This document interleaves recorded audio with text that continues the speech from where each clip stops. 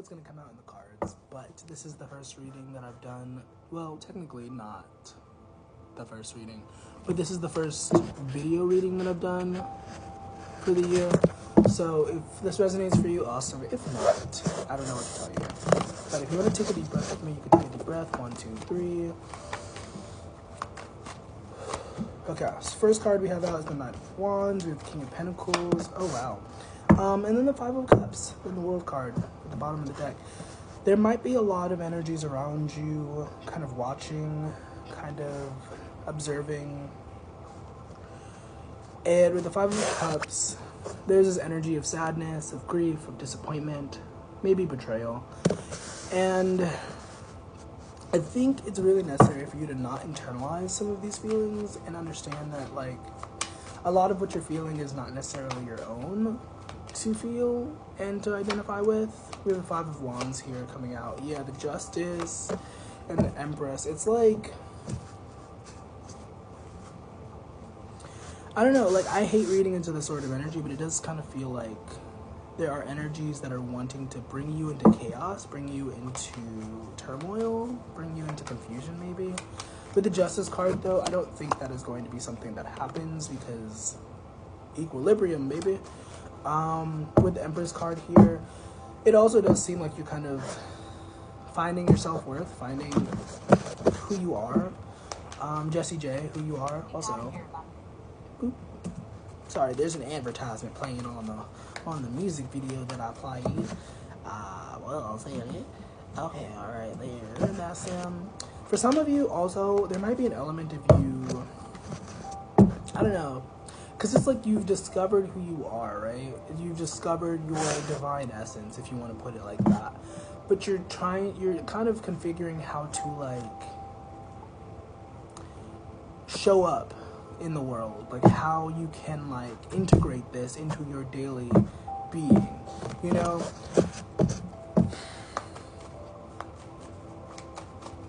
What's going on with you guys as we move into the new year? Technically it's already the new year, but whatever. We have the Nine of Pentacles here. We have the Hierophant.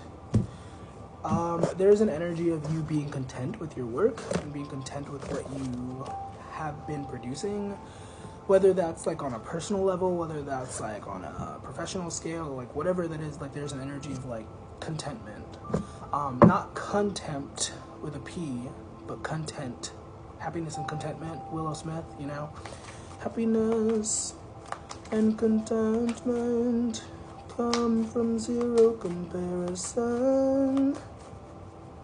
I don't know if I could hit that next note, so I don't know, we're not doing that. But, yeah, what's going on with you guys? I'm gonna actually pull from the Message of Love deck. Let's see what comes through for you guys. Also, the energies that are coming through, not that it really matters, are Taurus. We have more Taurus. We have Cancer. We have Scorpio. We have Pisces. We have Libra. We have Virgo, I guess. Capricorn. Oh, shit. Take it as it resonates. There might be somebody that you're dealing with that feels like a soulmate, soul tie. I always feel connected to you. There might be someone, once again, that is connected to you that feels like a soulmate, but there's this thing where they're kind of like, with the Five of Wands and the Ego card coming out, they're kind of acting out of their ego. They're acting out of pride, which ego is not inherently a bad thing. Let's understand ego for a second. It's meant to protect us because, like I said before, you know, you're figuring out how to, like, really navigate the world, to really how to be yourself in the world. And the ego is the part of you that is like, hey, let's not get too vulnerable. Let's not get too close to the curtain. Wizard of Oz is coming through. Or actually, to correct myself, I don't know if that's the Wizard of Oz or if that's Wicked. I don't know.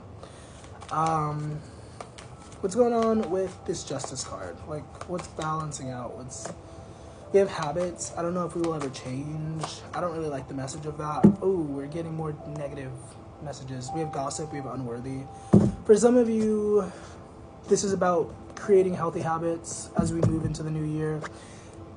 Excuse me, Mom. Which is very easier said than done. Like, as a person who has always been, like, in the business of, like, building healthy habits for themselves, I can also say that it's not the easiest thing to, like, get up in the morning and, like, go jogging and even though I do these things, it's not always easy, but it's worth it. We also have the gossip card. We have the unworthy.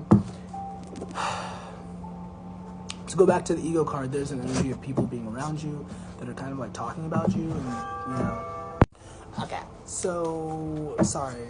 Well, to you it was like a second, but for me, I had to wait for something, and that might also be a factor. Like, some of you feel very distracted at this time, and like I said before, there's an element of people talking about you and like observing you and being like, whisper, whisper, whisper. Take a look at this guy. Take a look at this chick. And it says, I'm afraid of what other people think, but guess what? You probably already know this, but like, you shouldn't really care what other people think, especially when you're doing things that like make you feel good inside, that make you feel like a child or whatever. And so that is an energy that's coming through. It's like, why you care so much what other people think? Their feelings, their insecurities do not pay your bills. Now, if you're in the business of makeup, that's a messed up joke, but anyways, I'm sorry. I can be a little goofy sometimes.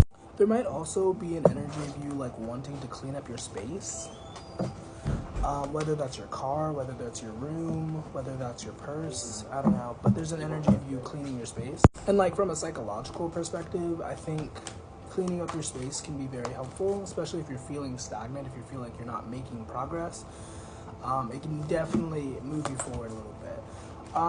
With this person, there might be a lot of chemistry, a lot of passion between you guys, but like I said before, with the ego card, there's an element of them not really truly... Okay, so I haven't recorded all day, and then when I start recording, there's like so many distractions, and once again, that might be a message for you, like, to not pay any attention to distractions, not let distractions kind of veer you off course, right? Okay, but like I was saying with this person, you have a lot of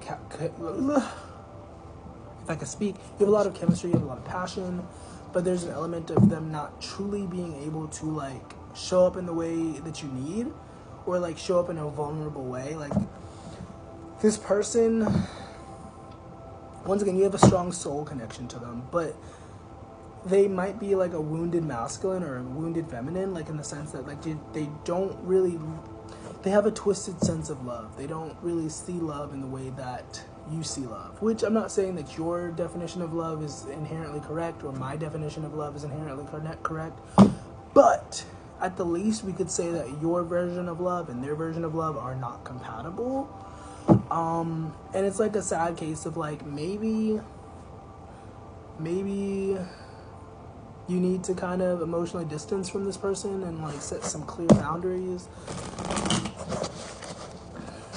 I don't know who needs to hear this, but like, when it comes to like walking away from situations, ideally you're not walking away to try to teach someone else something. You're walking away to protect yourself, and you're walking away to prioritize yourself, and so that you are not subject to whatever the situation is bringing you. Not so that you can be like, oh, look at you, I told you, like, this is what happens when you don't treat someone well. Like, that's not the point of walking away. The point of walking away is to protect yourself. So ultimately, I hope this was helpful. I hope this was useful. If not, I don't know what to tell you. I hope you have a nice rest of your day. Bye.